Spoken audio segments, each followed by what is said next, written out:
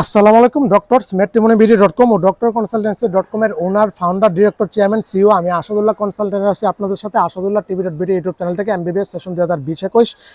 আজকে আলোচনা করব প্রাইভেট বেসরকারি মেডিকেল কলেজের মেধা ও অসচ্ছল কোটার লিস্ট কিন্তু গতকাল 16ই এপ্রিল প্রকাশিত হয়ে গেছে।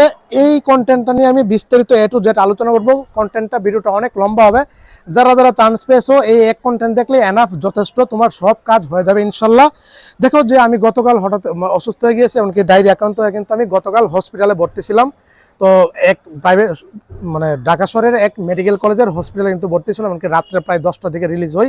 আপনারা সুস্থ হতে পেরেছে আপনাদের দোয়ায়। আমি কিন্তু খারাপ কন্ডিশন, কিন্তু মারাত্মক লেভেলের কন্ডিশনে চলে যাচ্ছিলাম। এক ডায়রিয়া হয়েছে, তারপরে আমার ডিহাইড্রেশন শুরু হয়ে গেছে, ইলেকট্রোলাইট ইমব্যালেন্স শুরু হয়ে গেছে, তারপর হচ্ছে তোমার হাইপোভলিমিক শকে চলে গেছে, তার চলে যাওয়ার কন্ডিশনে ছিল। তারপর আমার এই যে এই অ্যাকুইট কিডনি ফেলিওরের দিকে যাওয়ার সম্ভাবনা, ইয়াতে বয়েছিলাম। তারপরে সেপসিস আপনার সম্ভাবনা ছিল। এই সব কিছু মিলে দেখতেছি কন্ডিশন খারাপের দিকে যাচ্ছে। দেখো যে এই ডায়রিয়া আক্রান্ত হয়ে গত 2 সপ্তাহ আগে কিন্তু সোহরাওয়ার্দী মেডিকেল কলেজের এক এমবিবিএস ফোর্থ ইয়ারের ছাত্রী কিন্তু মারা গেছে, ইন্তেকাল করেছে। তো যাই হোক, আল্লাহ তাআলা রহম করেছে, আপনাদের দোয়ায় এই কন্টেন্টটা দিতে পারতেছি। সুস্থ হওয়ার পরে আমি কিন্তু গতকাল মেধা ওঠার রেজাল্ট দেওয়ার পরে 100-এর উপরে কল এসেছে, 100 জনের উপরে কারো কল কিন্তু আমি রিসিভ করিনি। তো যাক, আমি ব্যক্তিগতভাবে 19 জনের দায়িত্ব নিয়েছিলাম, সেখান থেকে আমার 14 জন স্টুডেন্টের চান্স হয়েছে, 5 জনের হয়নি, বুঝতে পারছো? তো যাক, ও আশা রাখি ইনশাল্লাহ ওয়েটিং থেকে চান্স হবে। তো ওদেরও পর্যন্ত এখন তো আমি সময় দিতে পারি না, আজকে থেকে একটু সুস্থ হওয়ার পরে ওদেরকে সময় দিব। এমনকি আমাকে এই কন্টেন্ট দেখার পরে কেউ ভুলও কল দিবেন না, রিসিভ হবে না। হ্যাঁ, আমি আমার স্টুডেন্টদের সময় দিতে পারি না এখন পর্যন্ত। আর এই কন্টেন্ট আমি A to Z সব দেখে দিব, সকলের উপকার হবে, বুঝতে পারছো? এমনভাবে কেউ কন্টেন্ট তৈরি করতে পারবে না, বুঝাইতেও পারবে না। যাও, তো আজকে আলোচনাতে আসি যে এই যে 2025-26 সেশনে মেধা ও অসচ্ছল কোটায় কন্টেন্টটা লম্বা হবে আজকে, কিন্তু A to Z সব ধারণা পেয়ে যাবে। মেধা ও অসচ্ছল কোটায় আবেদন করেছিল 2100 স্টুডেন্ট, বুঝতে পারছো? এই 2100 স্টুডেন্ট থেকে সিলেকশন হয়েছে 607 জন স্টুডেন্ট, মানে অনলাইনে সিলেকশন হয়েছিল, বুঝতে পারছো? এই 607 জন স্টুডেন্টদের কি করছে, তারপরে ডকুমেন্ট জমা দেওয়ার জন্য এবং তোমার এই যে স্বাস্থ্য দপ্তরের ভাইবার জন্য কিন্তু একটা সিলেকশন হয়েছে, বুঝতে পারছো?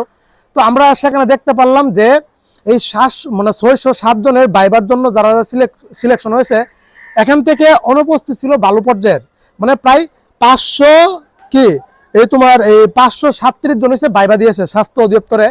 9, 12, 13 এই 3 দিনে 537 জন এমবিবিএস বিডিএস এর যারা মেধা ওটা সিলেকশন হয়েছিল, ডকুমেন্ট সরাসরি প্রমাণ সহকারে দেখানোর জন্য ভাইবার জন্য সিলেকশন হয়েছে 3 দিনে। এই 537 জন থেকে আবার প্রাইমারিভাবে সিলেকশন হয়েছে, যে কোনো কলেজে এখন ও ভর্তি হতে পারবে, ভর্তির জন্য আবেদন করতে পারবে। সিলেকশন হয়েছে 394 জন স্টুডেন্ট, বুঝাতে পারলাম? এটা হচ্ছে প্রাথমিক ধারণা দিয়ে দিলাম। এখন পরের প্রসেস কি, পরের প্রসিডিউর কি, পরের কিভাবে ভর্তি হতে হবে, এখানে একটু ঝামেলা করে ফেলছে। মেধা ও অসচ্ছল কোটার যে প্রসিডিউর মেডিকেল ইতিহাসের, এই 35-36 বছরের ইতিহাসে এই প্রথম এরকম সবচেয়ে ফালতু, ঝামেলার এবং কি সবচেয়ে একটা বাজে একটা নিয়ম হয়েছে মেধা কোটার এবছর চালু হয়েছে, বুঝতে পারছো? এবছর, সামনে আগামী জানি না, সামনে বছর এটা থাকবে কিনা, অনেক ঝামেলার। এই যে চান্সের যে এটা আরেকটা ঝামেলার, একদম ফালতু। আমি কন্টেন্টে সব বিস্তারিত আলোচনা করবো। এই যে ভেরিফিকেশন, এটা আজের একটা ফালতু, কিছু হয়নি, কিছু ভেরিফিকেশন হয়েছে কিছু কিছু জেলাতে, কিন্তু আজেরা ফালতু। ভাইবার দিনও ভেরিফিকেশন হয়েছে টাঙ্গাইল জেলায়, কালকে রেজাল্ট দিয়েছে না, কালকে ভেরিফিকেশন হয়েছে নারায়ণগঞ্জ জেলায়, তারপর তার 2-3 দিন আগে ভেরিফিকেশন হয়েছে তোমার এই বগুড়া জেলায়। কি হলো এটা সিস্টেম? এগুলো আজেরা ফালতু। যাও, নোটিশ দিয়েছিল ঈদের আগে। তো এখন বিষয়টা হলো যে 394 জনকে নিয়ে এখন কথা বলতেছি, এমনকি যাদের হয়নি 537 জনের মধ্যে ওদের সম্পর্কে কথা বলবো, আর কি কি ঝামেলা, কি কি সমস্যা হয়েছে এগুলি বলবো। 394 জন এখন কি প্রসিডিউর, এই যে পিডিএফ, আমার এই কন্টেন্টটা যারা দেখবে A to Z সব পেয়ে যাবা, বুঝতে পারছো? এখানে কোনো কিছু কমতে রাখবো না, যা যা আছে সবকিছু উত্তর পেয়ে যাবা। তুমি অটোমেটিকলি তোমার মনে যা প্রশ্ন আছে এগুলো উত্তর পেয়ে যাবা। এই 394 জনের এখন প্রসিডিউর কি, এখানে লিস্ট করা আছে, এখানে তোমার সিরিয়াল নং দেওয়া আছে, রুল নম্বর দেওয়া আছে, নাম দেওয়া আছে, আর এমবিবিএস নাকি বিডিএস নাকি এমবিবিএস অনলি নাকি এমবিবিএস প্লাস বিডিএস, এগুলো সিরিয়াল দেওয়া আছে, কে কোথায় অ্যাপ্লিকেশন করছিলা। তো 394 জনের এই যে লিস্টে তোমরা নাম দেখতেছো, এই লিস্টটা আমার ডিসক্রিপশন বক্সে পিডিএফ লিংক থাকবে, এখানে ক্লিক করে কমেন্ট বক্সে তুমি ডাউনলোড করে দেখে নিতে পারো অথবা ওয়েবসাইট থেকেও দেখে নিতে পারো। তো এই 394 জনের এখন কয় তারিখ পর্যন্ত, এটা কিন্তু কালকে যেটা আপলোড দিয়েছিল এটা আবার কি সংশোধন করা হয়েছিল, এখানে একটু সংশোধন করেছিল, 2টা জিনিস সংশোধন করছে, আর বাকি সব ঠিকঠাক আছে, বুঝতে পারছো। মেধাবী অসচ্ছল কোটার এই তোমার আজকে 17 তারিখ হয়ে গেছে, গতকাল মানে 16, 17, 18, 19 তারিখ পর্যন্ত। তো এখন কলেজ বরাবর এখন তোমার ভর্তি হওয়ার জন্য ইমেলটা করতে হবে, এটা মোস্ট ইম্পর্টেন্ট, গুরুত্বপূর্ণ, সবচেয়ে গুরুত্বপূর্ণ এই কাজটা, বুঝতে পারছো। এটা আমার মেন কাজ। তো এখন আমার ইমেল করার জন্য আমার মোবাইলে চলে যাবা, এই যে জিমেল অ্যাপস আছে, এই জিমেল অ্যাপসে তুমি চলে যাবা, বুঝতে পারছো। জিমেল অ্যাপসে চলে যাওয়ার পরে এখানে নিচে দেখবে যে কম্পোস্ট লেখাল, এই মানে এটাতে ক্লিক করবা, কম্পোস্ট লেখাতে ক্লিক করার পরে অটোমেটিকলি প্রাইমারি আকারে কিন্তু ফর্ম জায়গায় তোমার মেলটা শো করবে, বুঝতে পারছো। এমনকি এই মেলটা তুমি চেষ্টা করবে অ্যাপ্লিকেশন দেওয়ার জন্য, অথবা তুমি অন্য মোবাইল থেকে, ওইটা কোনো আসা যায় না, যে কোনো মেল থেকে তুমি অ্যাপ্লিকেশনটা করতে পারবে, বুঝতে পারছো। তো এই মেলটা ফর্মে শো করবে, আর 2 জায়গায় তুমি কি দিবা, 2 জায়গায় দিবা যে তুমি যেই মেডিকেল কলেজে ভর্তি হতে চাও সেই মেডিকেল কলেজের ইমেলটা। তো ইমেলটা কোথায় পাবা, ওই যে লিস্টে দেওয়া আছে সেখান থেকে ইমেলটা দেখে নিবা। তো ধরো যে আমি ইব্রাহিম মেডিকেল কলেজে ভর্তি হতে চাই, তখন ইব্রাহিম মেডিকেল কলেজের ইমেলটা এখানে আমি দিতে চাই, যেমন ওদের ইমেলটা হচ্ছে info@, এই যে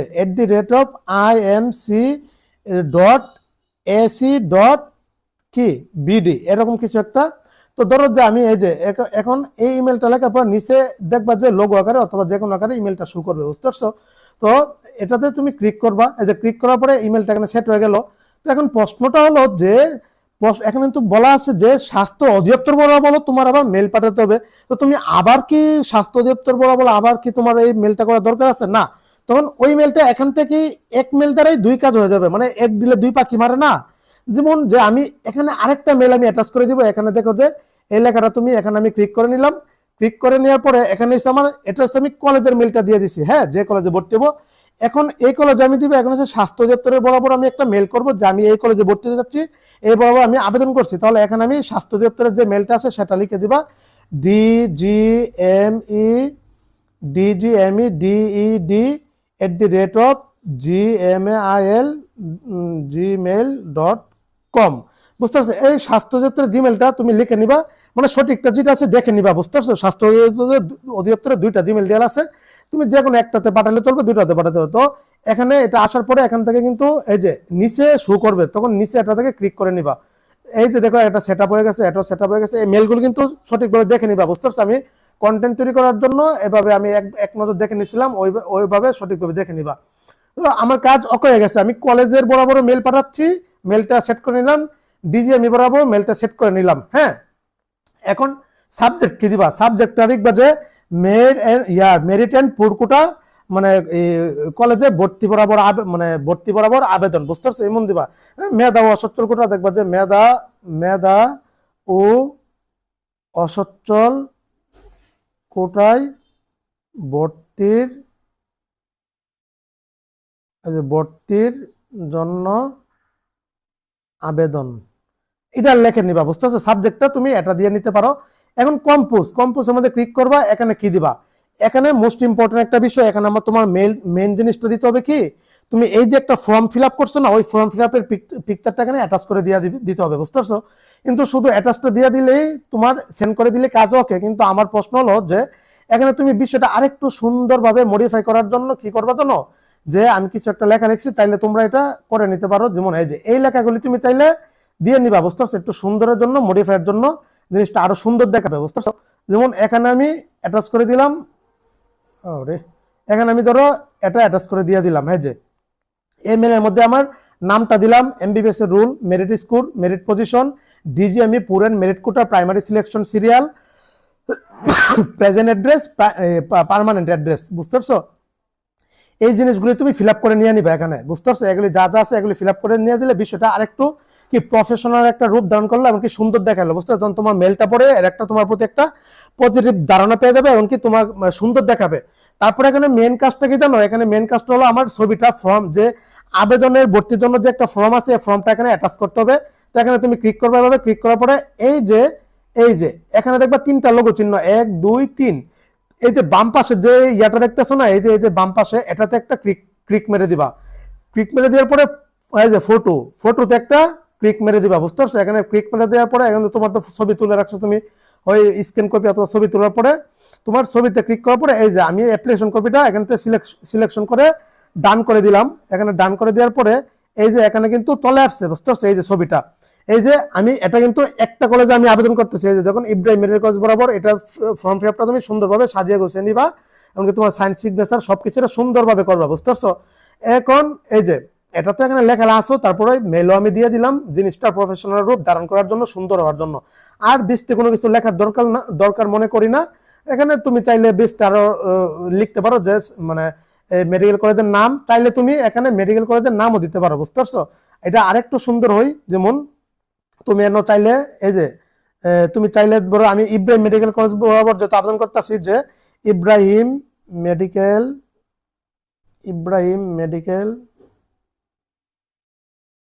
কলেজ এন্ড হাসপাতালে মেধা ও অসচ্ছল কোটায়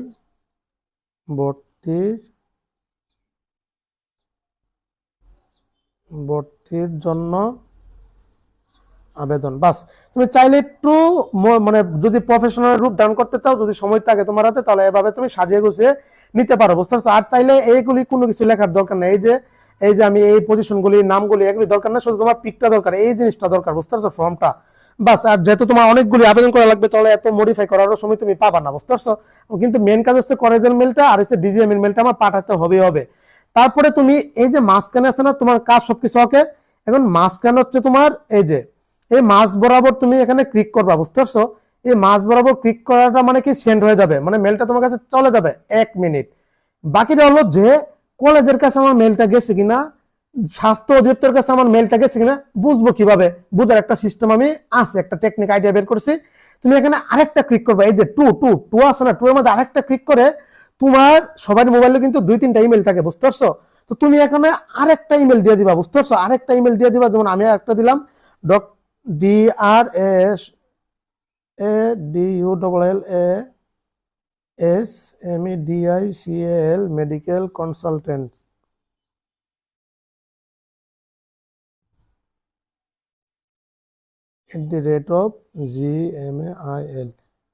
@gmail.com।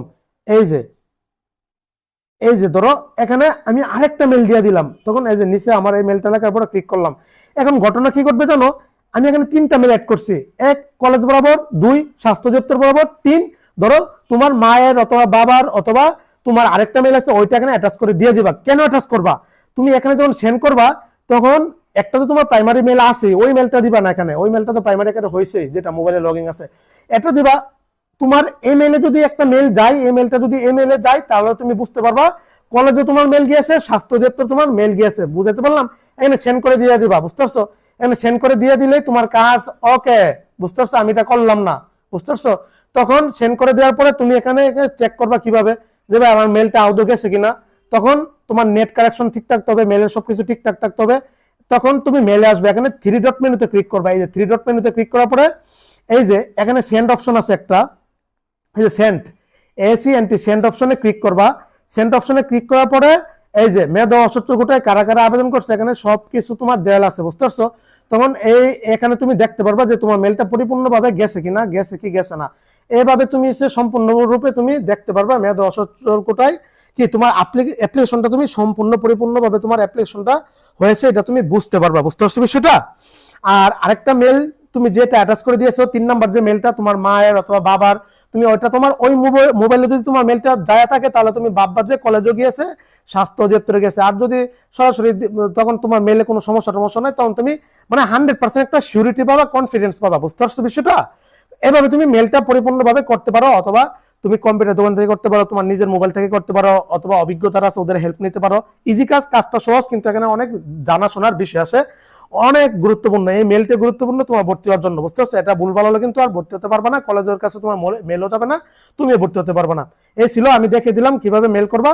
তারপরে কোন কোন কলেজে তুমি দিতে পারো, এটা আমি লিস্টটা তো দিয়েই দিয়েছি, সেখানে তোমরা পিডিএফ থেকে ডাউনলোড করে নিবা কোন কোন কলেজে দিতে চাও।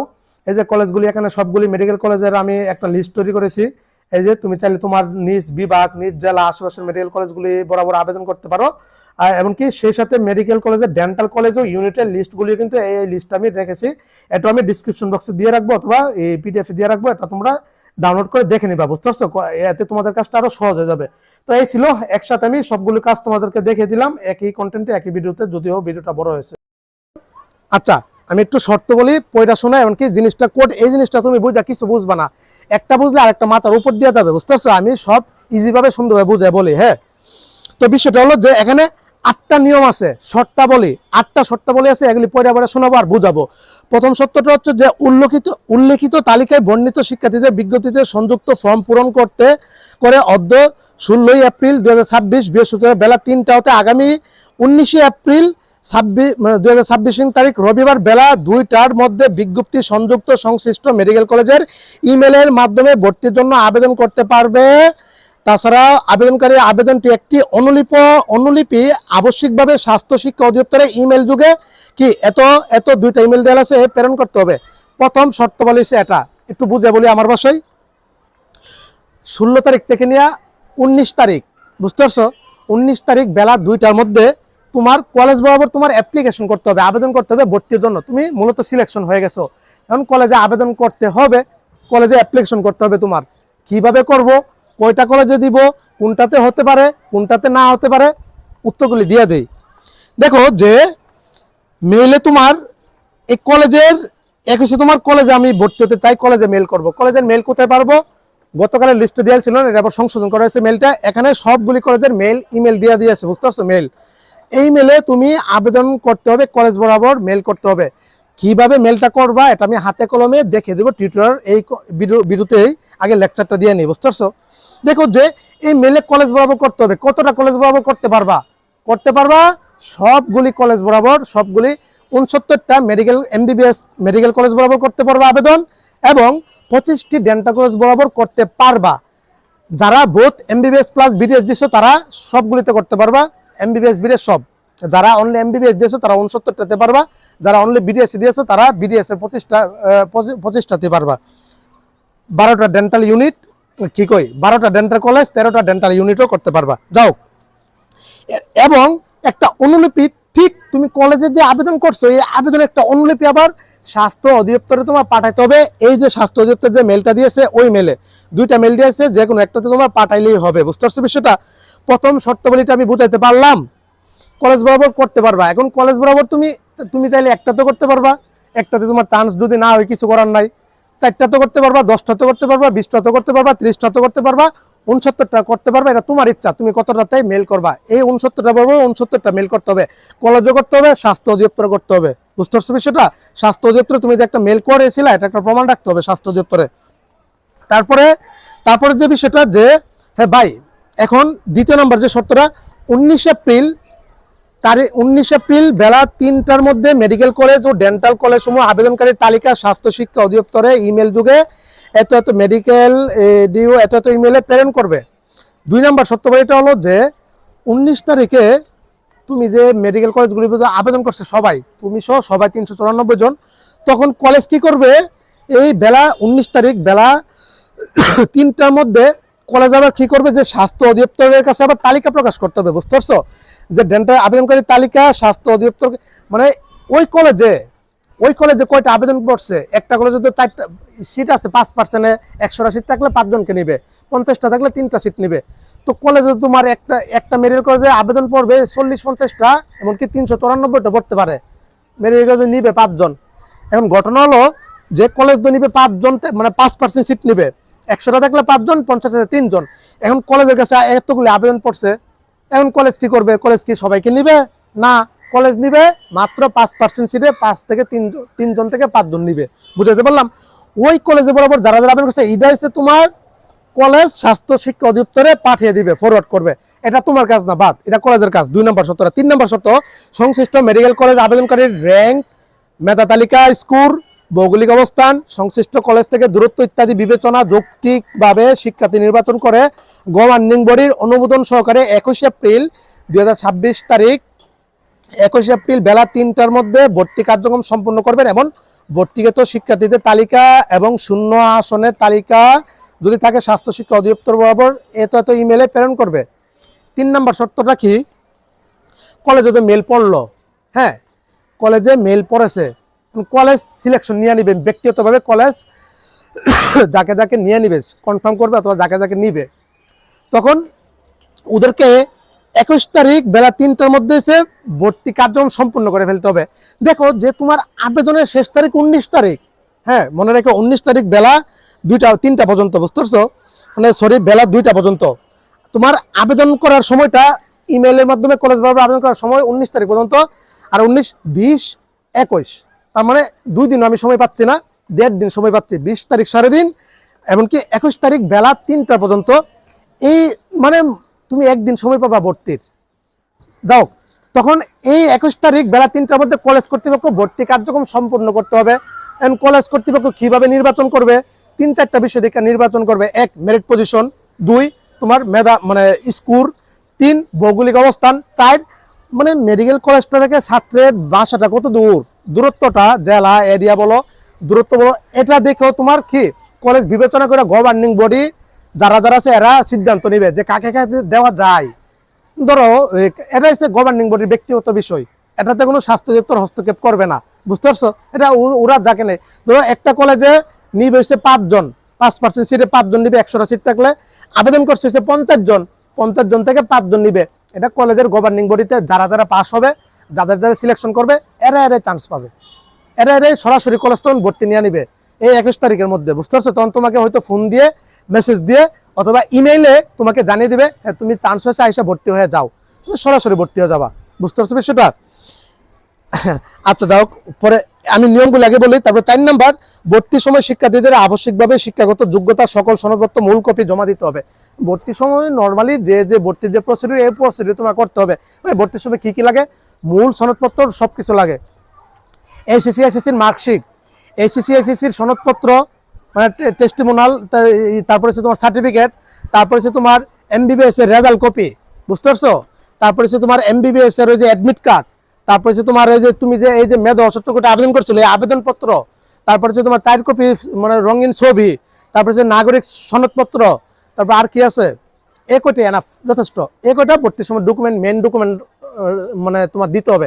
প্রশ্ন হতে পারে যে ভাই আমি তো এক ইউনিভার্সিটিতে অন্য কোথাও ভর্তি করতে আসি, ওখানে ওই কাগজ তুলবো কোথায়, আর এই 1-2 দিনে ভর্তি হবো কিভাবে, এটা তোমার ব্যক্তিগত বিষয় ভাই। ভর্তি না হতে পারলে কলেজ মেন ডকুমেন্ট না দিলে ভর্তিও নিবে না, অথবা অনেক সময় নিবে তুমি যদি অনুনয় বিনয় করো যে স্যার আছে ডকুমেন্ট ইয়াটিয়া, কিন্তু মেন কপি দিতে হবে এখানে যেটা উল্লেখ করা আছে, বুঝতো না ঝামেলা হবে। তো কলেজ তোমাকে ভর্তির সুযোগ দিচ্ছে, এবার মেন কপি তুমি নিয়ে দিলে ভর্তি নিবে, মেন কপি ছাড়া কিন্তু ভর্তি নিবে না, ঝামেলা আছে।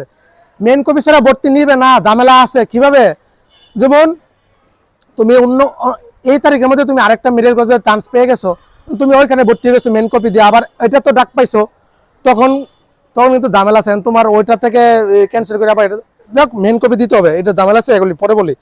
তারপরে এই আমার 5 নম্বরটা, কোনো শিক্ষার্থী 21 এপ্রিল 2026 তারিখের মধ্যে কোনো কলেজে ভর্তি হতে অসমর্থন হলে ওই দিন রাত 11:59 মধ্যে স্বাস্থ্য শিক্ষা অধিদপ্তরে ইমেল করতে হবে। এত ইমেলে তোমার অবহিত করতে হবে 21 এপ্রিল 2026 তারিখের মধ্যে ভর্তি না হলে অথবা তোমার এই বিষয়ে অধিদপ্তরকে অবহিত করা না হলে সংশ্লিষ্ট প্রার্থী ভর্তি হতে আগ্রহী নন বলে গণ্য করা হবে এবং অপেক্ষমান তালিকা থেকে শিক্ষার্থীদের আহ্বান করে শূন্য আসন পূরণ করা হবে। নির্ধারিত সময়ের পরে এ সংক্রান্ত কোনো আবেদন গ্রহণযোগ্য হবে না। দেখো যে 21 তারিখে তো ভর্তি লাস্ট ডেট, কোনো শিক্ষার্থী যদি 21 তারিখের মধ্যে যদি ভর্তি না হতে পারে, তোমার যাতায়াতের সমস্যা অথবা তোমার কাগজপত্র সংগ্রহ করতে পারোনি, অথবা তোমার আর্থিক সমস্যা, টাকার সমস্যা, এমন হয় ভাই অসচ্ছল অনেকে আছে। আমার একটা ছাত্রী যে ভাই টপার, বুঝতে পারছো, টপ 20 জনের মধ্যে আছে, যে ভাই টাকা কত লাগবে, অনেকে বলতেছে 50,000 লাগবে, 30,000 লাগবে, 1 লাখ লাগবে, ভাই আমরা তো সামর্থক নাই। ওর ইনশাল্লাহ বারডেমে আসার আগে আমি হয়ে যাবে ইনশাল্লাহ, আগে থেকে বলতেছি। আমার যেগুলি চান্স হয়েছে সবগুলি টপার পজিশনে, বুঝতে পারছো, যেমন টপার পজিশনে আমি কয়েকটা আছে, এদের চান্স হয়ে যাবে ইনশাল্লাহ বারডেমে, মানে বাংলা বারডেম ইব্রাহিম বাংলাদেশ ন্যাশনাল হোলি ফ্যামিলি। যেমন বলতেছে ভাই ভর্তির ডেট দিলে আমার পক্ষে সম্ভব না, যদি 20-30 হাজার টাকা যদি বলে ভর্তির এর পক্ষে সম্ভব না, বুঝতে পারছো।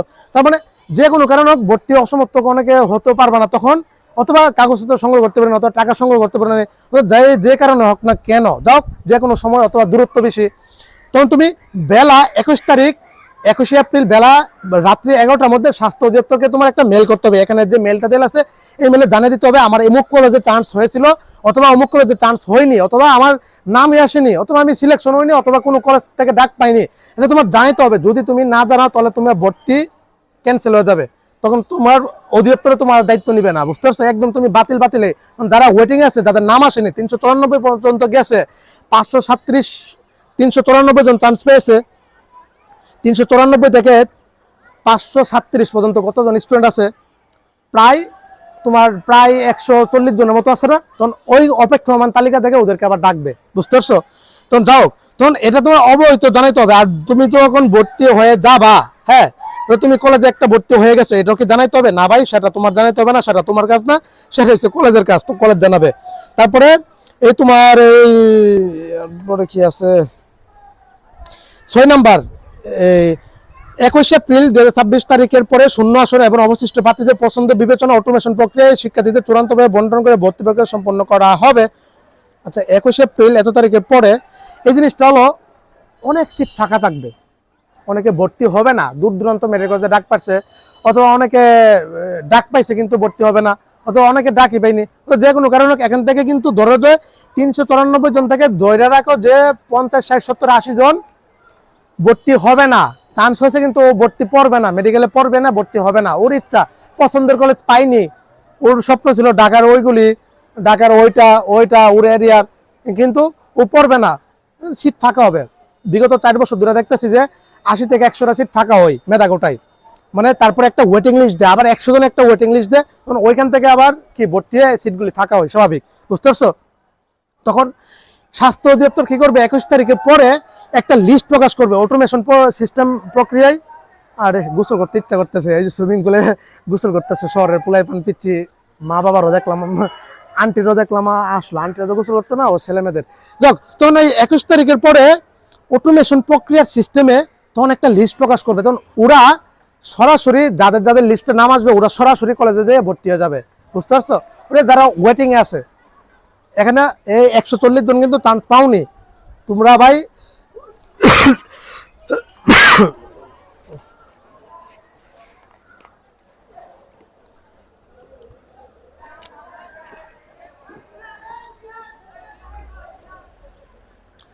তোমরা চান্স পাওনি 140 জন, তোমরা ওয়েটিং আছে, তোমাদের কিন্তু ব্যবস্থা হবে ইনশাল্লাহ। ওই যে ওয়েটিং দিয়ে সিট ফাঁকা থাকলে, যদি সিট ফাঁকা থাকে তোমাদের কিন্তু চান্স দিয়ে দিবে ইনশাল্লাহ, বুঝতে পারছো? তোমরা সরাসরি ভর্তি হতে পারো, তোমার তখন কলেজকে ইমেল করতে হবে না, এটা করতে হবে না, ওইটা করতে হবে না, কোনো কিছু করা লাগবে না। 7 নম্বর, শিক্ষার্থীদের দাখিলকৃত তথ্য ভুল প্রমাণিত হলে যে কোনো সময় ভর্তি বাতিল সহ আইনগত ব্যবস্থা গ্রহণ করা হবে। তুমি ভুলভাল তথ্য হয়েছো, যেমন ভাইভাতে সিলেকশন হয়েছো, তোমার ভর্তি বাতিল করে ফেলতে পারে। পরে যে কোনো বিষয়ে ভর্তি কমিটির সিদ্ধান্ত চূড়ান্ত বলে বিবেচনা হবে। এই আমি 8টা নীতিমালা পড়া শোনাইছি, এবার ব্যক্তিগতভাবে আমি আলোচনা করি। হ্যাঁ, কিভাবে আবেদন করবা এটা আমার একটা টিউটোরিয়াল এই ভিডিওতে থাকবে, এটা ভাই সুন্দরভাবে দেখে নিবা, বুঝতে পারছো? ফুল ভিডিও যে দেখবা সেই সফল কামাবা। দেখো যে এখানে অনেকগুলি ফ্যাক্টর আছে ভাই, কোনো উল্লেখ নাই কয়টা কলেজে আবেদন করবা, ভাই তোমার ইচ্ছা, তুমি 4টাতে করো, 4টাতে একটা হয়ে গেলে তো হলে, তুমি 10টা করো, তুমি 20টা করো, তোমার আমার ব্যক্তিগতভাবে অনুরোধ রইল, তুমি তোমার বিভাগ, তুমি তোমার জেলা, তুমি তোমার আশেপাশে যে মেডিকেল কলেজগুলি আছে এগুলি আগে রাখবা, এগুলি আগে করবা। কিন্তু যদি মানে মোটামুটি 20-30টা মেডিকেল কলেজ বরাবর অ্যাপ্লিকেশন করো, বুঝতে পারছো? এখান থেকে 2-3টাতে ডাক পাবা, হইতে পারে 5টাতে ডাক পাবা, 10টাতে ডাক পাবা, তুমি যে কোনো একটাতে ভর্তি হয়ে গেলে কাজ ওকে, বুঝছো? কিন্তু ওই 4টা আমার পছন্দের কলেজে আছে, 5টাতে করলাম, এই 5টা থেকে 5টাতে ডাক নাও পাইতে পারো, তুমি তো এক আবেদন করবে না, আরো তো এই 394 জন স্টুডেন্ট আছে, এই প্রতিযোগিতা তুমি আর একা বরাবর না, এটা প্রাইমারি সিলেকশন, মোটামুটি ফাইনালি ভর্তি এটা, কিন্তু আবেদন কিন্তু আরো স্টুডেন্ট করবে প্রতিযোগিতা। যেমন বারডেমে সবার স্বপ্ন দেখে কি, বারডেমে ইব্রাহিম মেডিকেল কলেজে, এখন ইব্রাহিম মেডিকেল কলেজে যে 394 পজিশন, হেরো স্বপ্ন বারডেম, যে ফার্স্ট পজিশন হেরো স্বপ্ন বারডেম, বুঝতে পারছো বিষয়টা? তার মানে কি পরিমাণ আবেদন জমা পড়বে, কারণ বারডেম ওইখান থেকে নিবে, গভর্নিং বডিতে যাদের সিলেকশন করবে ওদেরকে। আরেকটা কিছু প্রশ্ন আছে ভাই, এটা দেখি লবিং টবিং কিছু হবে। বাংলাদেশ এখন যে একটা পজিশনে গেছে, মানে এখন তো কলেজ যাকে ইচ্ছা তাকে নিতে পারে, হ্যাঁ, অনেকে রিকোয়েস্ট থাকবে, অনেকে সুপারিশ থাকবে, অনেকে লবিং থাকবে, অনেকে হচ্ছে আপনার কলেজ কর্তৃপক্ষের তো কিছু পরিচিত থাকবে, তারপরে আর কি থাকবে, অনেকে আবার বুঝ হইতো এই মেল করছে, পছন্দ করে থাকতেই পারে। তো এটা কলেজের ইচ্ছা, এখানে অনেক ফ্যাক্টর জড়িত আছে, এটা কলেজ যা ইচ্ছা তাই করবে, এটা তোমার দেখার বিষয় না, কেউ দেখতে পাবে না। এবারের মতো বাইবা মেধা অসত্য করে এমন ফালতু এবং বাজে সিস্টেম আর মানে কোনো যুগও ছিল না, বুঝতে পারছো বিষয়টা। অযথা হয়রানি করেছে, এক অধিদপ্তরে বাইবার জন্য হয়রানি, দুই ভেরিফিকেশনের জন্য বিভিন্ন জেলাতে হয়রানি করেছে, আর বিভিন্ন জেলাতে ভেরিফিকেশন করেইনি, বাইবার দিনও ভেরিফিকেশন করছে, গতকাল রেজাল্ট দিবে, গতকাল বিকালও ভেরিফিকেশন করছে, ফালতু আজেরা, অযথা এগুলি অযথা আজেরা। তারপরে এই যে এখন একটা সিস্টেম করছে, এ ভাই একটা কলেজে স্টুডেন্টদের পক্ষে সম্ভব সবগুলি কলেজে মেল করা?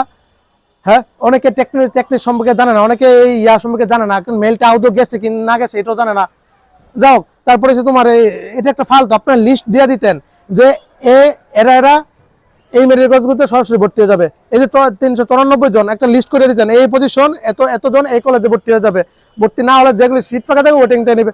ভাই এত ওইটা আপনি করে দিতেন, আপনার বাইবা কেন নিলেন, ভেরিফিকেশন কেন করলেন?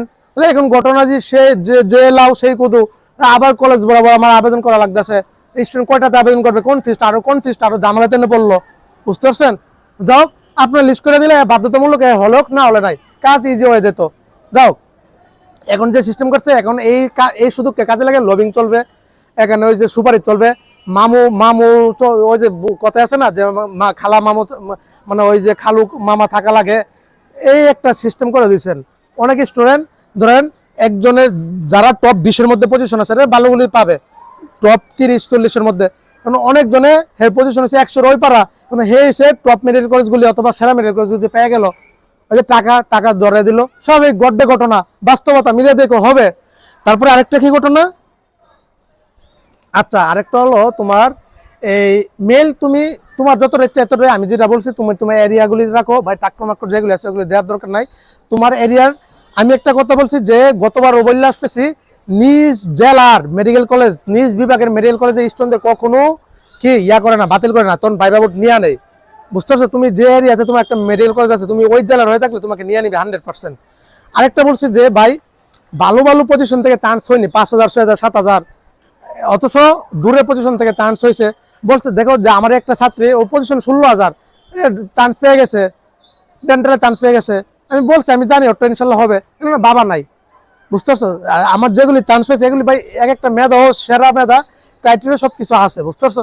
যাক, আরেকটা মেন গুরুত্বপূর্ণ বিষয় বলি, স্বাস্থ্য অধিদপ্তরের কাছে আমার প্রশ্ন রইল, একজন স্টুডেন্ট সরকারি MBBS মেডিকেল কলেজে ভর্তি আছে, হ্যাঁ, তাকে আপনি মেধা ও 70 কোটায় কিভাবে চান্স দিলেন, এই প্রশ্ন উত্তরটা আমার রইল।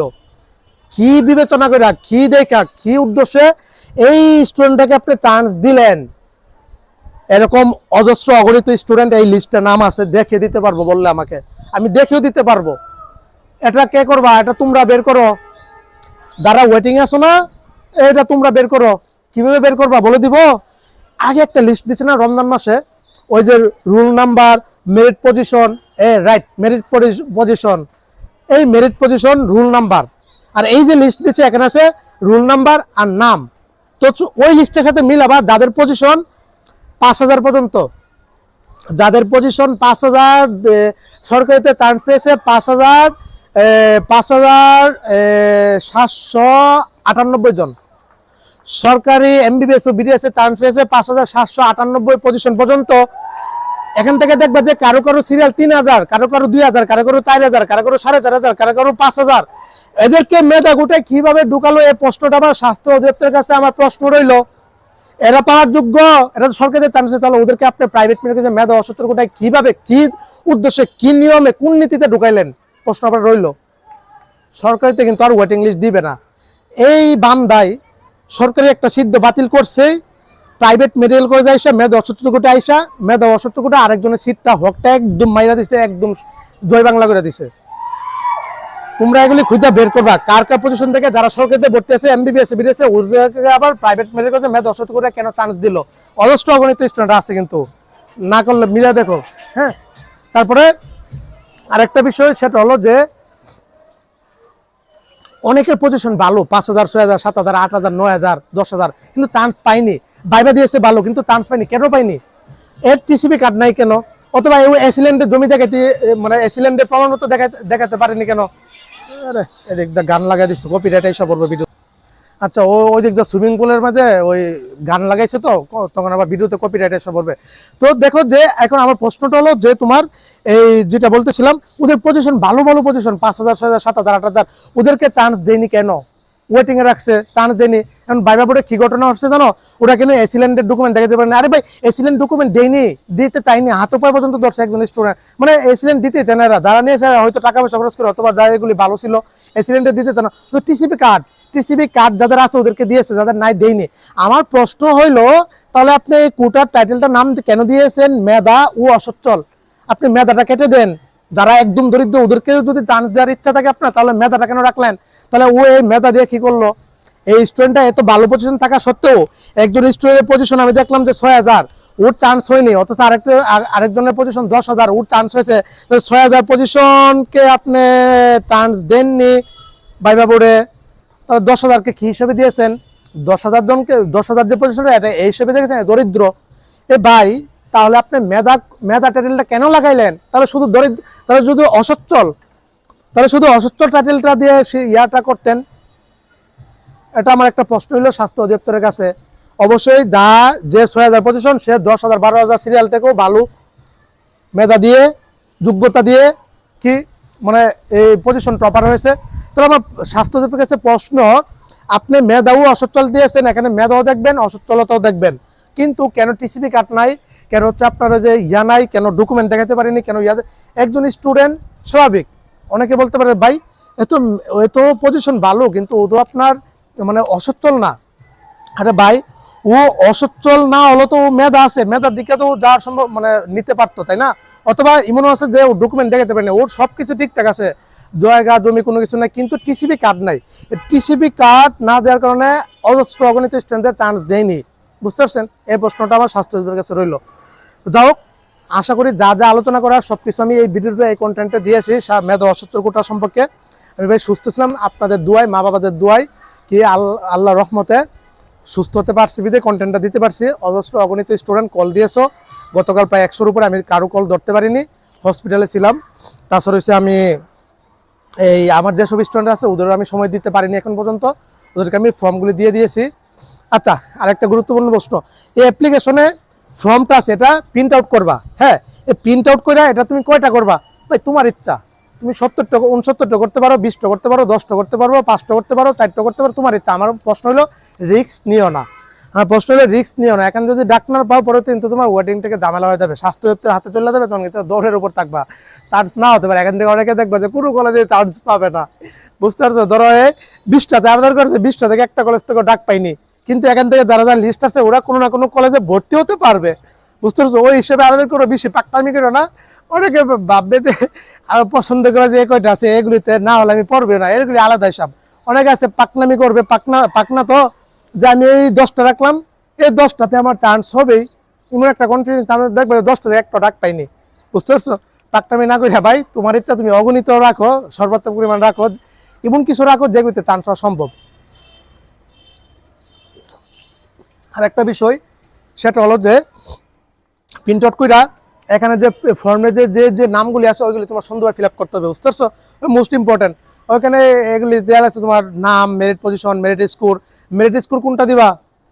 ওই যে তুমি যদি 76 পেয়ে থাকো, 3 ক্ষেত্রে 73 হয়েছে, 73 লাগবে নাকি 76 লাগবা? 76 লাগবা। বুঝতে পারছো?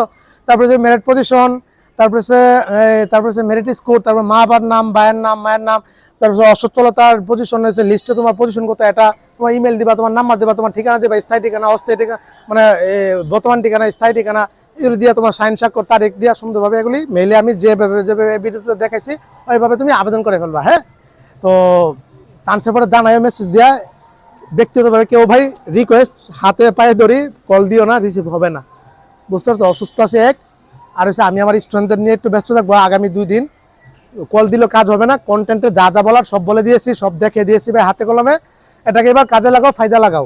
ব্যক্তিগতভাবে কারো ভাই ম্যাট্রিমনিতে গত 2 দিন আমার প্রায় 20,000 টাকার উপরে হাদিয়া এসেছে। ওই কারা কারা টাকা দিয়েছিল খালি অ্যাসিস্ট্যান্ট আপু জানিয়েছে যে এরা টাকা দিয়েছে, এর বায়োডাটাগুলো অ্যাপ্রুভ করেন। এখন পর্যন্ত আমি অ্যাপ্রুভও করতে পারিনি ওয়েবসাইটে। বায়োডাটা জমছে প্রায় 520টা কম 500 বায়োডাটা জমা লইছে। বুঝছো? অ্যাপ্রুভ করার টাইম পাচ্ছি না এই তোমাদের জন্য। বুঝতে পারছো? অ্যাডমিশন শেষ পর্যায়ে আছে, কন্টেন্ট সামনে বছর আর আমাকে আসাদুল্লাহকে পাবা না, আমি বিদায় নিচ্ছি। এমনকি সামনে বছর আমি অনলাইনে চলে যাচ্ছি, আমি কনসালটেন্ট, আমি ফরেনার স্টোর নিয়ে কাজ করব। ডক্টরস ম্যাট্রিমনি বিডি.কমকে যেভাবে 3 মাসে পুরো বাংলাদেশ সরে সেটি প্রতিষ্ঠিত করেছে ইনশাল্লাহ, সবাই ডক্টর কনসালটেন্সিকে ইনশাল্লাহ বাইরের স্টুডেন্টদের কাছে, বিদেশিদের স্টুডেন্টের কাছে পৌঁছে দিব, এমনকি ইউটিউব চ্যানেলের মাধ্যমে, ওয়েবসাইটের মাধ্যমে ইনশাল্লাহ। তো সামনের বছর থেকে আর আমাকে পাবা না, সামনের বছর এগুলি আর তৈরিও করা নাও হতে পারে ইনশাল্লাহ, বুঝতে পারছো? সবাই দোয়া করবা, সুস্থ থাকো, সবাই ভালো থাকো, সুস্থ থাকো, সবার জন্য অনেক অনেক শুভকামনা রইল। যারা ওয়েটিং আসো চান্স হয়নি, টেনশন করো না ভাই, ওয়েটিং থেকে চান্স হবে ইনশাল্লাহ, যে কোনো সিস্টেম হোক, যে কোনো উপায় হবে। আমি তো জানি গত 4 বছর ধরে দেখে আসতেছি, এই লিস্ট দেওয়ার পরে 100 জনের আর একটা ওয়েটিং লিস্ট, অনেকেই ভর্তি হবে না, অনেকে এক একটা বাংলাদেশে এক এক প্রান্তে মেডিকেল কলেজ অনেকে ভর্তি হবে না, বুঝতে পারছো? তো এই ছিল, সকলের জন্য শুভকামনা রইল। দোয়া করবা যেন আল্লাহ তাআলা সুস্থ রাখে সবসময় আমাকে। যে কন্ডিশনে ছিলাম, মারা যাওয়ার কন্ডিশন হয়েছিলাম ভাই, অবস্থা খুবই করুণ ছিল। আর জেনারেল কোটা নিয়ে কন্টেন্ট দিব না সময় থাকলে। তো এই ছিল, আসসালামু আলাইকুম ওয়া রাহমাতুল্লাহি ওয়া বারাকাতুহু।